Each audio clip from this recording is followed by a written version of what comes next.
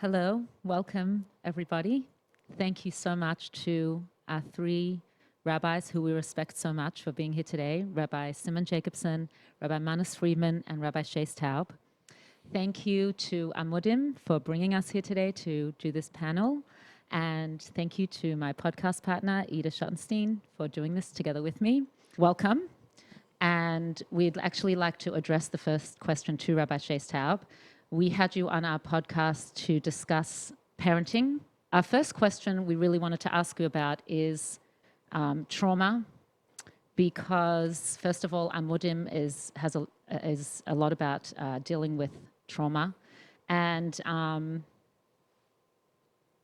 essentially, once we address our own traumas, we are better suited to raise healthy families and live healthier lives. And Ida and I feel that we are lucky to live in a time when it has become more mainstream to become vulnerable and address traumas. But then at the same time, there is a conflicting notion of stop talking about traumas already, because we get stuck in our own traumas. And we want to know, how do we address trauma in a way that doesn't involve blaming and alienating our loved ones and destroying families, but yet being able to address it in a healthy way where we can grow as human beings. Before I start, I just want to make a disclaimer that trauma is a clinical term, and when I'm speaking as a rabbi. Those are, my only qualification is I'm a rabbi. I want to be careful that no one misunderstands that I'm trying to overstep my boundaries and make any statements that have clinical implications, because I'm not a mental health professional. I don't have that training, and so I just want to be very careful everyone understands. I'm staying in my lane. So maybe I won't even use the word trauma. I'll use maybe a longer term, which is stuff happens to people that affects them. A lot of times this happens during childhood. A lot of times it happens either with family or around family. And I guess I think what you're asking is, how much did our parents really ruin our lives? Right, that's basically it in a nutshell. Okay. And the reality is, nobody emerges from childhood unscathed. We all get a little bit damaged. That's the reality. Some more, some less. But your question was more about what to do with that reality in a way. I'm going to rephrase your question, because in a way that honors the fact that people have been hurt as children, and at the same time that doesn't turn that into a life script where, because of this, now I'm incapable of living the life I would have lived had that thing never happened to me. Yeah. Basically, That's did it. I get the question? Yes, you did. Oh, thank God. Okay. So I said I'm answering as a rabbi, and this is a very rabbi answer. And that is, the only way to my thinking, to really properly process this truth and honor this truth, but yet to move on from it, is through faith in God. Is to look at your life as written by the divine author. Nothing happened to you that wasn't under his domain and his loving wisdom and care. And even though a lot of it can even be horrific, and from our perspective, we can't process it, and we're not justifying it, and we're not excusing it, and all the standard disclaimers. But for the person himself or herself, I think it's very, very important to realize your parents didn't mess you up. Whatever life you had, whatever childhood you had, whatever experiences you had, that was your journey. Some of it was hurtful. Some of it caused some breakage, which you have to heal from. But ultimately, my life is not some imagined ideal life that could have happened, should have happened, if such and such would have never occurred. That's not reality. Your life, your perfect story, your perfectly imperfect story, is whatever happened, with all the good, the bad, the ugly, and everything else. So I really believe that the healthy way to start to process this stuff is for each person to sort of embrace the godliness of their own personal story, to use the real technical Hasidic term, the hashgacha pratis of it, that Hashem is specifically engineering and orchestrated the details of our lives. And when you can start to see the divine authorship, I think you can honor the reality of what happened, but also become strengthened by it rather than defined by it. Yeah, that I speaks think to that's me. true. That speaks to me, yes. Does it speak to you, Ida?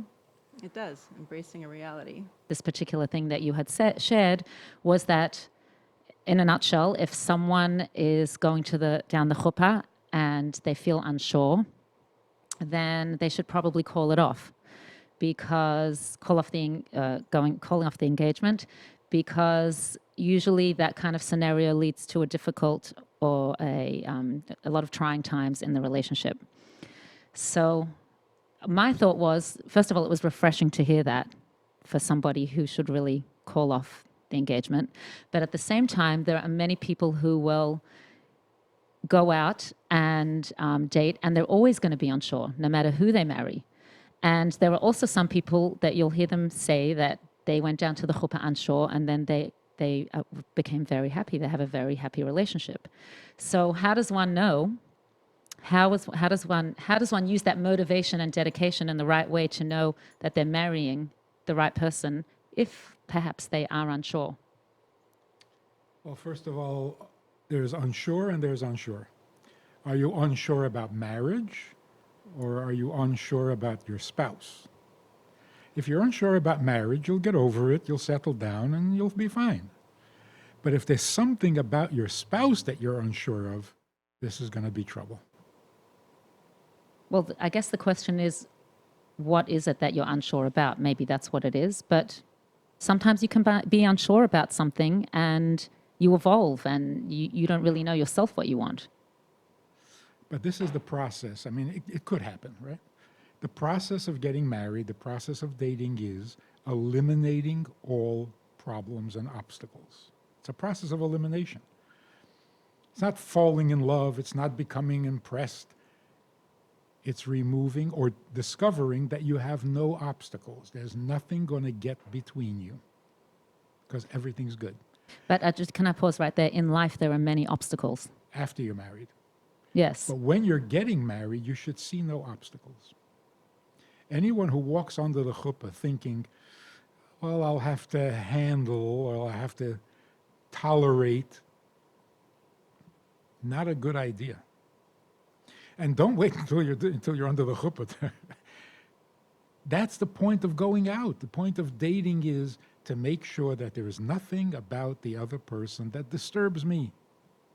And what about if the person doesn't see, oh, I'll have to handle this, but it's more like, I don't feel that spark that I want to feel? That's negotiable. Could be you're too nervous to feel the spark, you're not close enough, you're still a little awkward with each other. In other words, it's not what you do have that is important, it's what you don't. You're not uncomfortable with each other's presence, you're not uncomfortable with each other's thinking, you're not uncomfortable with each other's looks. There's nothing making me uncomfortable.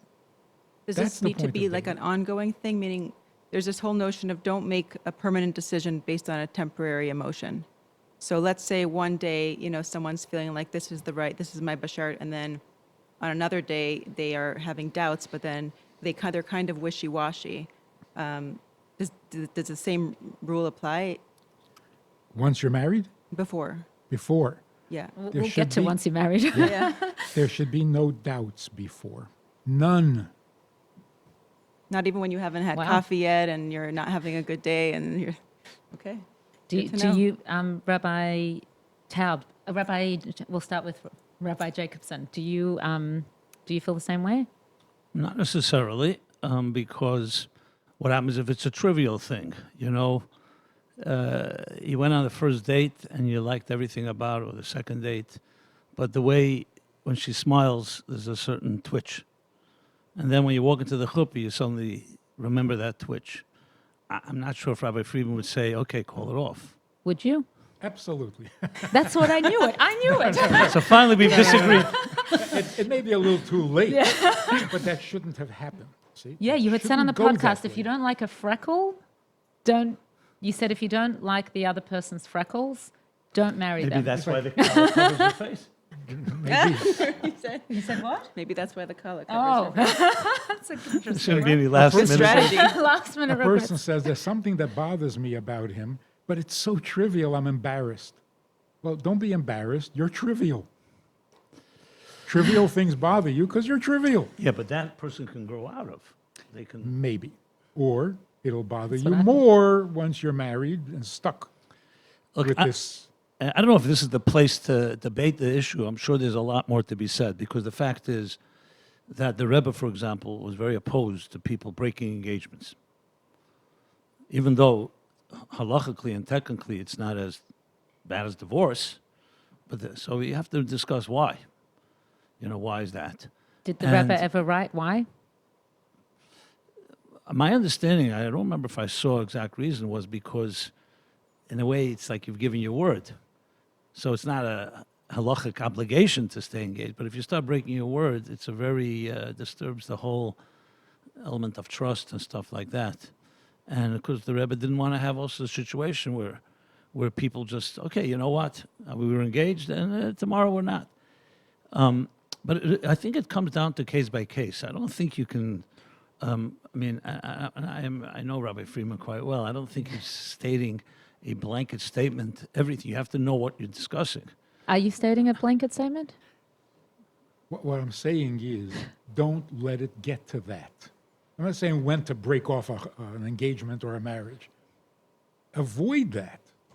If you know what you're looking for, you know who you are, it won't come to that. Why did you get engaged if this bothers you? By the way, you shared if you know who you are, and often, I mean, you even shared it on our podcast that you said it's a healthy thing to get married young. Like you highly recommend that. Now, when you're really young, you don't necessarily know who you are. Actually, you don't really know who you are. Truth is, you only really get to know who you are once you're married and you're sharing a life with somebody. So how are you meant to know who Maybe you that's are? not young enough. That's why, because you're too old. Yeah. Well, Exactly. you know yourself at the time. Of course, you're going to grow, you're going to mature, but you got to know where you're standing now. The question I would pose is, what do you do with all the people who don't know? And sometimes their priorities are off. That's Even right. in the dating process. Let's not even talk about going to the chuppah. In the dating process, what they think is important is not really that Right. important, and other things are. So very often, the things that are bothering them shouldn't even bother them, but they are bothering them. Right. So what if the conflict is, Rabbi Friedman, you had mentioned it doesn't have to be good for you, it just has to be you, when we had spoken about this. And so how do you balance, let's say a person does know this person is for them, but their parents are against it, and the parents are saying, no, this person is not for you. Is that considered a grounds for breaking it off because that's an obstacle, like the parent not being okay with it? That's a whole nother subject, but yeah. Is that an So obstacle? you're saying someone's walking to the chuppah and they remind themselves that their mother may Right. not like the kal. He's not coming to the wedding. She's at the wedding, but she's not so happy. Well, they want to marry this person, but the parent is So very then you have to against choose. it. You're marrying your mother or your bride, right? Right. Right. Right. Well, you have Well, to here the cleave Rebbe's to your wife. instruction was parents should not get in the way of a couple that who already decided to get married. You can give advice during the process, but if they decided they want to marry each other, stay out of the way. Well, this was actually one of our questions in today's generation. Children have more free reign. We have a different approach today. We're here to fulfill our children's needs. I mean, that's one of the approaches, and that we got to be more understanding of them. It's their story, not ours. Rabbi Shais Taub had said that, like, this is not our story. This is their story. At the same time, don't you think sometimes we need some gvura to be? We have to have the chesed, but sometimes we need some discipline to be and to share with our children, this might not be right for you, what you're doing, whether it's marriage or whether it's something else. And how do we go about that? Parents should offer their opinion. Children should seriously consider their parents' opinion. before they come to the decision. Once they've made the decision they want to marry each other, you can't toy with that. Dangerous. In general, Rabbi Taub, what do you feel about parents giving opinions to children? In general. Yeah, in general.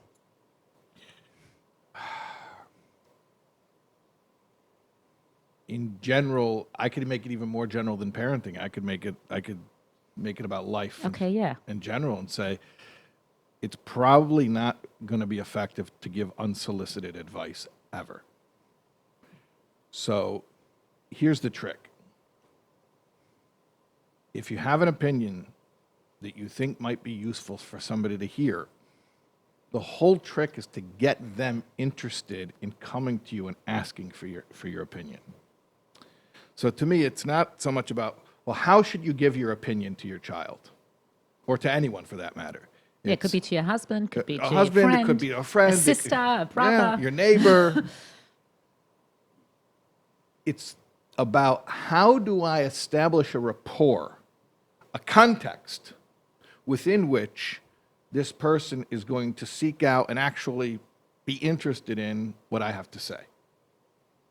So most of the work of getting our children to actually hear our advice and consider our advice is about building the relationship. If your child feels bonded to you, if they trust you, if they respect you, if you spend time with them, it's almost automatic, meaning I don't like to use the word effortless because then people feel guilty and they feel like they judge themselves, and it should be completely without any deliberate effort, but almost effortless. I'll say almost. It's just natural. It's a natural thing. When a parent is bonded to a child is bonded to a parent, it's a natural thing. The parent is more experienced. The parent has been given a job by God to parent the child. It's a natural thing. The parent is sharing wisdom. The child is listening to it. But if you have to chase someone down and say, by the way, I'm the parent, you're the child, here's a few things I want to tell you, you already lost. Imagine somebody, well, you don't have to imagine, like people stand up in the subway and start preaching. How many people are moved by that? You have to attract your audience. That's why, like every Chabad house, what do? Come over, have a meal, have some chicken soup, say l'chaim, we'll sing a song. And then when everyone's calm and they decide they're safe and they like you, oh, here's the Dvar Torah. 30 seconds, get in, get out. But I've said this many times, and I'll say it again. It's not my original quote. I think it's Teddy Roosevelt, actually. But people don't care what you know until they know that you care. We love that one. We Yeah, use it all and the time in it's our a great podcast. one. It's I just think even you shared it too, right? Yeah. it's whatever. It's an old quote, Yeah. but the point is, it's true. It's unavoidable. You cannot escape this.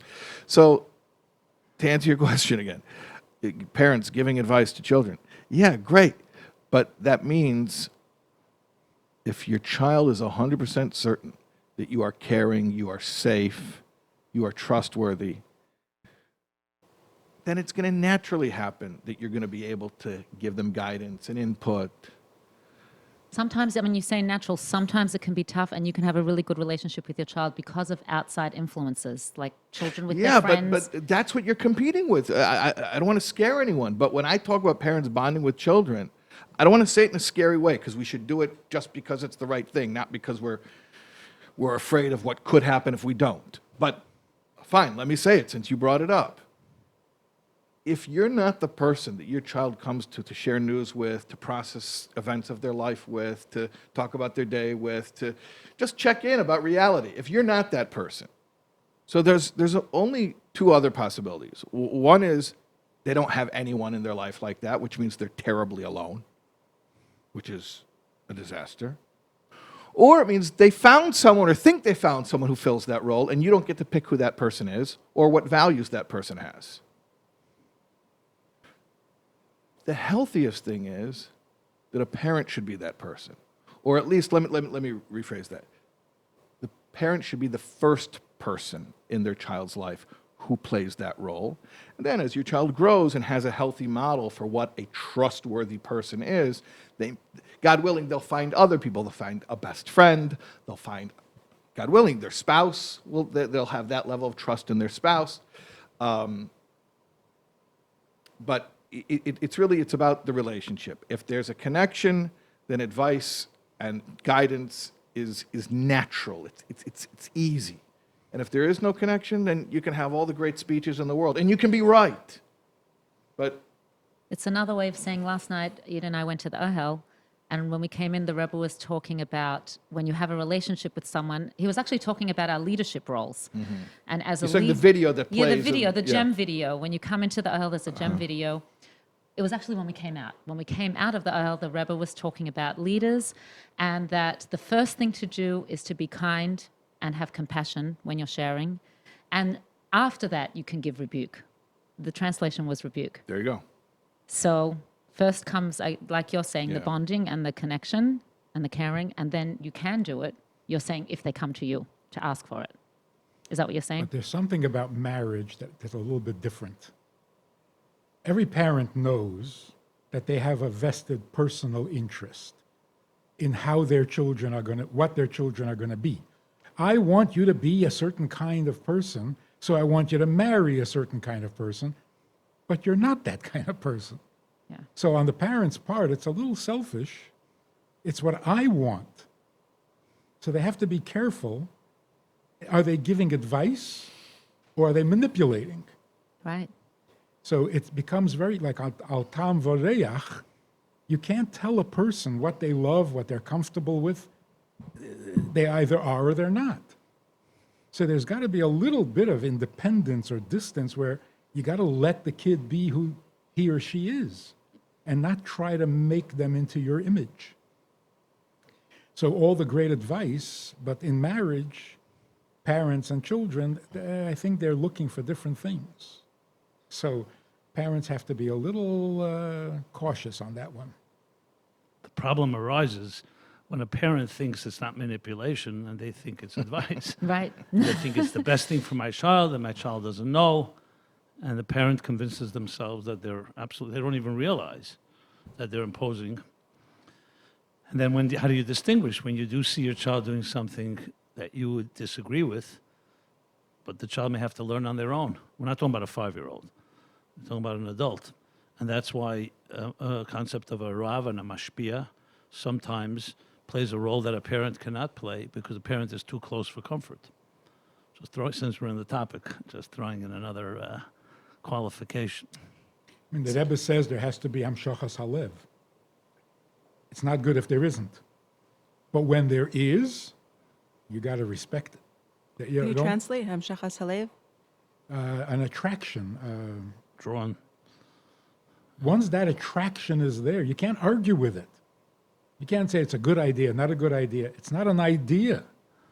Well, you said there's a difference between attraction and infatuation. Yeah. Maybe you can define for us, because you have your book, Creating a Life That Matters. Maybe you can share with us the difference and what love is. Ooh. Or what love is not. What love is and what it's good for, what it's not good for. What is love? Yeah.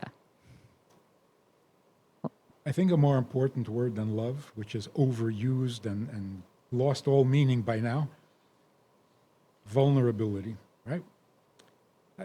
Somebody mentioned, we already talked about vulnerability. The purpose for marriage, which I think everybody should know before they get married, the purpose of marriage is to not be alone, right? That's what it says. God says, I'm going to create you a helpmate because it's not good to be alone. What's not good about it? What's wrong with being alone? If you're self-sufficient, why not be alone? It's much easier. I joke about this, but Torah says it's not good to be alone. Every human being in the world says, leave me alone. So is it good or is it not good? Vulnerability means I am not enough. It doesn't mean I can be hurt. That's the weakness of vulnerability. The beauty of vulnerability is I am not enough. I am self-sufficient. I can do well by myself. I don't need any help, but I am not enough. That is the ultimate vulnerability. And that's what it means. It's not good to be alone. Because being alone is not enough, no matter how perfect you are. I mean, God himself doesn't want to be alone, no matter how perfect he is.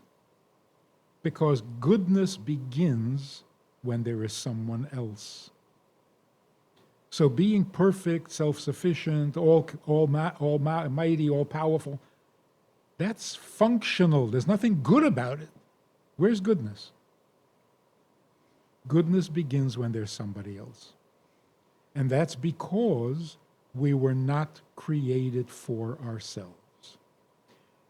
If we don't teach our children this, maybe they shouldn't even try to get married. Because if you don't understand this, when you talk about bittul or humility or selflessness, this is what we're talking about. It's not about you. Nothing. You have love. You're capable of loving. What does pop psychology say? Love yourself. Wrong. Love, you don't have love for yourself. Just like you don't have the power of speech and communication to talk to yourself. It's not for you. Whatever you have is not for you. We have to teach children this at a very young age. And by example. I mean, it could be a Example slippery is slope, powerful. because then you have, codependency, which can often result in, behaviors that can undermine a person's growth. So how do you, it's interesting because there is this whole notion of independence, like togetherness, but also being apart and balancing the two. And then having self-love, I guess it may be a different kind of self-love, more like a humility. So how do you balance? Self-love is a given. The question is, what's it for? Why do I have self-love? To give it away, not to keep it. Just like these people who are worth $200 billion. What are they supposed to do with that? Keep it? It's ridiculous. It's so obviously not for you, even though it is yours legally, according to Torah. It's yours. But who says it's for you? You have information. What, it's for you? Of course not. So this whole idea that it's not good to be alone means it's not good to live for you. It's not a life. It's just an existence. Life begins when there's someone else. And that's how you define love. That's how you define marriage, right? So that is the ultimate vulnerability. Now, it would be nice if the person you're married to is a little lovable. It wouldn't hurt. It wouldn't hurt. Yeah, makes it a little smoother, a little more. But the main thing is, you can't be alone because you're not enough for yourself. If you feel like you're enough, don't marry anybody. Don't impose yourself on somebody else. You can live with another person when you feel and know that you're not enough.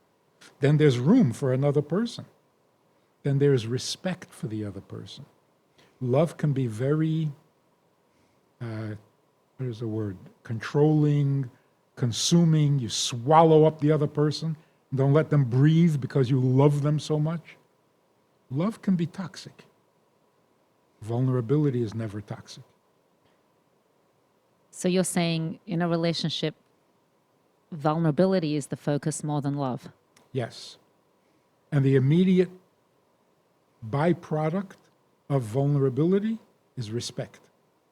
The other person is significant to you, not just lovable. It's a message that would be good for everyone to hear today. We were recently in Dubai. We were brought out to sing and speak for, there were 100 widows brought out from Israel, and we did an event there. And the topic that we spoke about were women throughout our history. and how we're inspired by them. And Ida and I noticed with each woman that we shared about, which were our matriarchs and Rebbetzin Chana and some others, that they went through very trying times, and sometimes it was a whole lifetime. How can we take the past generations, their Kabbalah Soul that they had, and I know because I did 30 letters, 30 days with Rabbi Shais Taub, and one of the letters the Rebbe shared that we all have the past generations within us today. But how we can know that, but how do we really apply it practically in today's world? I think that people often associate Kabbalah Soul with subservience, the way things were in the 50s and 60s where, women today feel like, oh, we don't want to be that person. We want to express ourselves and have our voices heard. Look, it's a pretty simple equation. People who are highly motivated do tremendously impressive things. They're able to dedicate themselves to a cause. So then the answer is we need to provide more motivation, which is, by the way, I assume the purpose of something like this. Why are we doing this podcast format? We're having a discussion about ideas that are important to people in their day-to-day lives. Why are we discussing this? Because we're trying to explain things to people in a format that is digestible, in a format that they will appreciate, where they can think about some things a little bit more deeply, and we're trying to change the way they see their lives, how they see relationships, parenting, marriage, whatever it is. And once that clicks and they say, oh, I never appreciated that before, I never recognized that, oh, that's a new idea for me, then there's your motivation. And then they can do selfless things. Then they can put themselves aside for a greater cause because they understand that there is a greater cause. But running into a room and saying, everybody, there's a greater cause, everybody, jump on the floor. You can't just bark things at me that I don't understand. Now, going back to what I was saying before about trust, about a relationship, there are some people who have earned the right, if they walk in the room and they say to me, jump up, jump down, jump out the window, I'll do it, because they don't have to explain to me what the greater cause is. If he says there's a cause, he's got me. He can explain later if and when he chooses to. Okay, but that's because of the relationship. That's the context. So there's the trust there already.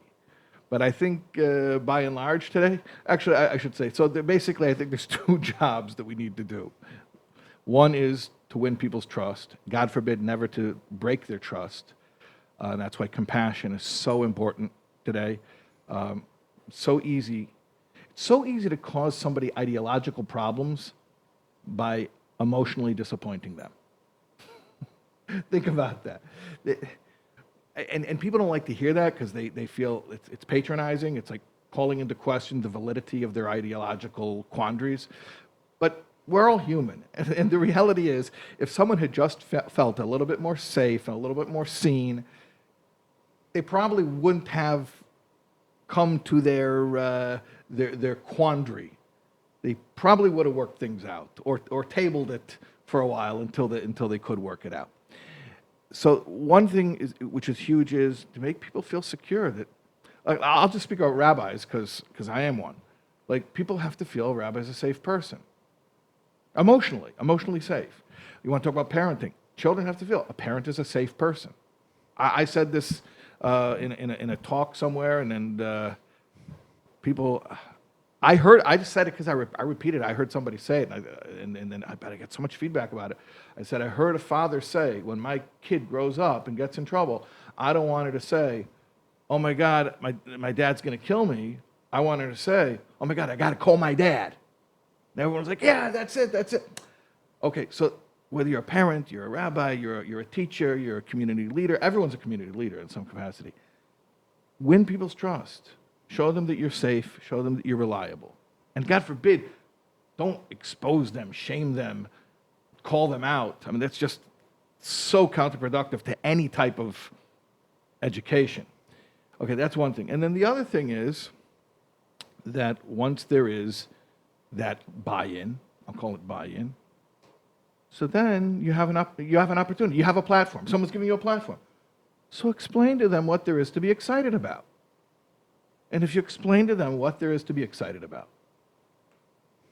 they'll do incredible things.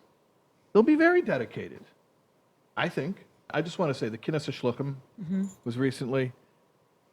The Rebbe is a primary example of that.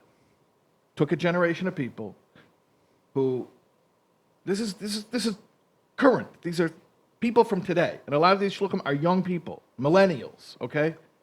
But when there's the trust and there's a clear articulation of the greater purpose, you can get people to do amazing things. And you look at the Kinnis Shluchim, and there's your proof.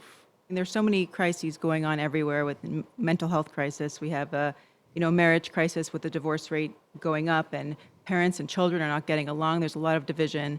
And, there's just this quote, "Don't be so busy mopping the floor that you don't think to turn off the faucet." So if we're now assuming we're busy mopping floors everywhere and the water just keeps running, what is the equivalent? And I'd love to hear from each of you, what is the equivalent of that faucet just running? What do we need to address or resolve that can help with all the surface stuff that we're dealing with? Well, I don't know if I really would say this any other time, but in context, I'll say breach of trust is the faucet. Turning off the faucet means restoring trust. Rabbi Jacobson? I would add to what Rabbi Taub and what Rabbi Friedman said earlier, just to take it to the next level, not being alone, or the converse of that is being attached, being connected to the right things. So there's a lot of talk today about attachment disorder. We all not only thrive, our very essence is about attachment. In Hebrew, Ava and Echad, same gematria. So love and being united with something is one. 9 months in our mother's womb we spend completely attached, completely vulnerable on one hand, but totally nurtured, submerged, loved, protected, sheltered in every possible way. In a healthy home, when the child is born, so even though the umbilical cord has been cut, but the attachment continues. Child is cradled, nursed, loved, protected and all. And we don't even know, even scientifically, what that achieves. We only know it when we don't have it. When you see a child ripped away, God forbid, from a parent very young, that child will never be the same. Adopted children, or if something, God forbid, traumatic happens in pregnancy. Once upon they thought that children were deaf, blind, and mute, and nothing affected them. Now we know it's the exact opposite. So healthy attachments will create healthy attachments. So as you grow older, you've been given the security, you've been validated, you've been loved, so you have there's self-respect. I'm talking about the best case scenario. Confidence. So now, when the time comes to leave the nest, you have the confidence to spread your wings and build your own nest. And you won't bring all your phobia and neurosis and phobias and fears and insecurities and inhibitions into your relationships. Again, I'm talking best case scenario. Take away healthy attachment. That doesn't mean the person doesn't need attachment. It just means that they don't know where to find it. So they're going to find it elsewhere. They'll find it sometimes in neutral places, but very often in destructive places. What do you think an addiction is? An addiction, at the end of the day, is an unhealthy attachment. Someone that is mediocre will have mediocre addictions. Someone who's passionate is going to have passionate addictions because you're desperately looking to fill a void. You're thirsty, you're hungry. There's no healthy water to drink. You're going to drink toxic water, whatever will come your way. And to the point where you become so attached you can't detach. So healthy love, healthy relationships, healthy marriage is, of course, not just the antidote, that is the expression of healthy attachments. Ultimately, it all comes down to attachment with God, because you're not attached to anything that's man-made or mortal. You're attached to something greater than you are, the Creator. And that's really the essence of Torah, Yiddishkeit, Chassidus, an interface between the human and the divine, total transcendence. That's the healthiest attachment. And that's why, indeed, yes, God is always used because even in 12 steps or elsewhere, because you can't do it on your own. But it goes much deeper than that when you learn Chassidus, because it is the ultimate relationship, the ultimate achdus echad, and the ultimate ava, v'ahavtas Hashem Elokecha, which we say right after Shema Yisrael, Hashem Echad.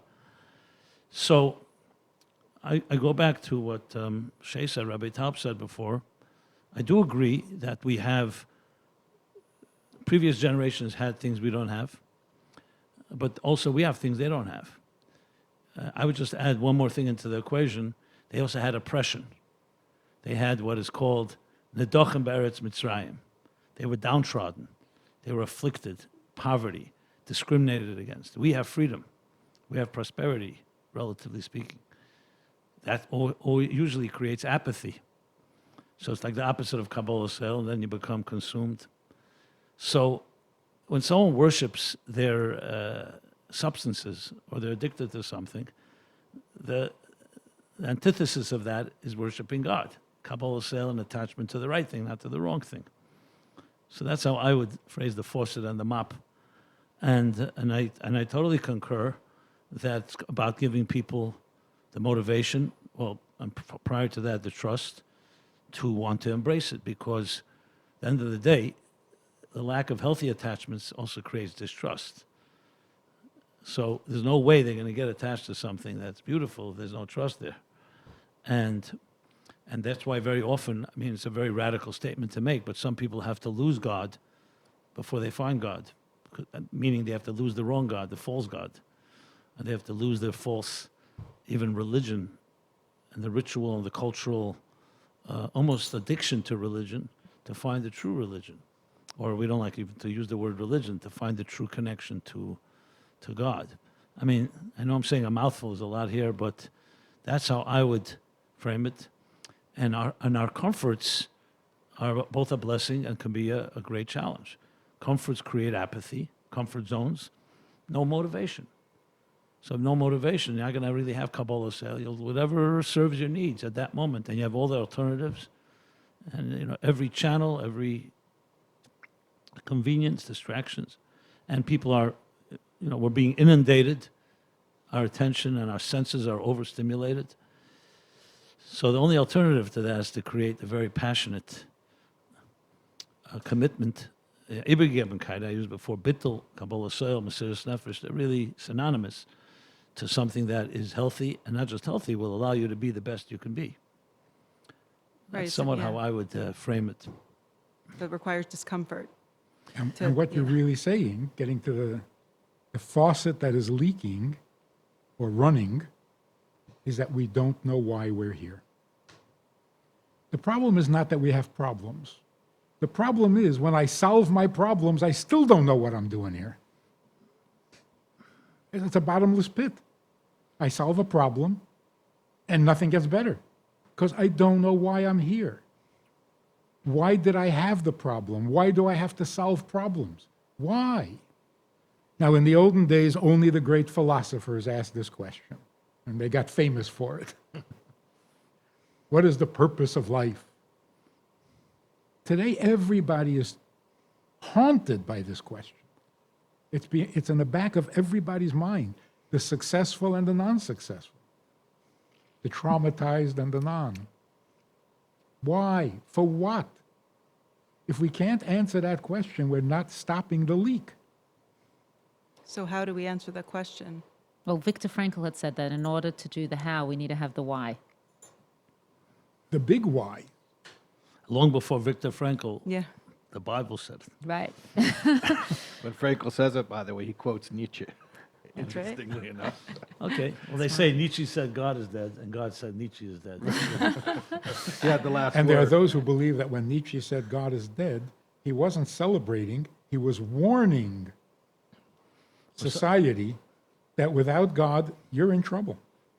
So he was actually... And he was also revealing that the God that he was exposed to was never alive in the first place, was stillborn. So the question of why am I here? If you don't answer that question, you haven't gotten to first base. So answer it for us, Rabbi Friedman. I must say, the question of a wise person is half the answer. The question is Is the the answer. journey to the answer. If you don't ask it, you're definitely in that. But I don't want to put. But it's so good to hear children asking it. By the way, Rabbi Taub said in his 30 Letters, 30 Days, the answer is always in the question. Problem defined is half solved. What did you say? The problem A problem defined is is half half You said solved. it. Did I say that? No, she's I think saying I Einstein said the said that. question's in the answer. Yeah, and you you- said a problem defined is half solved? Once we could define what the problem, once we can actually articulate the question That's well great. and understand the The question. Hasidic expression, Yedias Hamach Lechetzi Refuah. Awareness of the problem is half the cure. Right. Or But it's Shailas all- Chacham Chati. Right, exactly. Yeah. So, Yeah. why are we here? Oh, you're going to tell us? It's, first of all, it is the best proof that there's a God. Why are we even asking that question? Why are we tortured by it? If I don't know why I'm here, I can't live. Why? What do you care? Who says there's a reason? There's no reason, just enjoy. Can't. we need a reason. Because there is one. See, we're not all crazy. The fact that we're looking for a purpose means that there is a purpose. Nobody is homesick if you never had a home. That's just pathology. We have a purpose, and we need to know what it is. So, where do you look? After COVID, you know you're not going to look into politics. You know you're not going to look into science. You know you're not going to look into medicine. What's left? Where are you going to look for that answer? By definition, purpose means there was a purpose for you to be born. You can't have a purpose after you're born. You can't make up a purpose for a car after you build a car. The purpose has to precede the fact. So when you say, what is my purpose? I don't have a purpose. I am the purpose. But whose purpose? Obviously the Creator. Like the story in the Gemara about the sage who saw a guy on the road that was very ugly, and he said to him, "You're so ugly." And he said, "Don't complain to me, complain to my maker." And he wasn't so ugly after that, because he recognized that there's a Creator. I don't make myself ugly. I was made that way. Well, by the same token, I didn't make myself smart. I was created that way. So, purpose by definition means a creator who created you with a purpose. Otherwise, there is no purpose. So, you want to know the purpose? Who are you going to ask? Right? Go for it, Ida. Well, we need to, yeah, I mean, what direction do we go with this question? Meaning, You're sending them to God? You caught on, yeah. That's what I'm hinting at. No, you wanted us to ask you what is our But purpose? another way of saying it is, the leak is my neediness. I need. It's never going to end. But Inf- we need a purpose. So that's a need. All my needs are the faucet running. And I fix one of them, I satisfy one need, another one pops up. It's endless, it's frustrating, and it's wrong. That's why it's killing us. We're not needy, but we are needed. Well, then the question is, needed by whom? So in the last years, the Rebbe kept emphasizing and repeating over and over and over, Ani lo nevresi elo l'shamish eskaini. I don't exist for me, I exist to serve. Isn't that what purpose means? I exist for a purpose, which means not just to be me, but to fulfill a purpose. Whose purpose? The one who created me.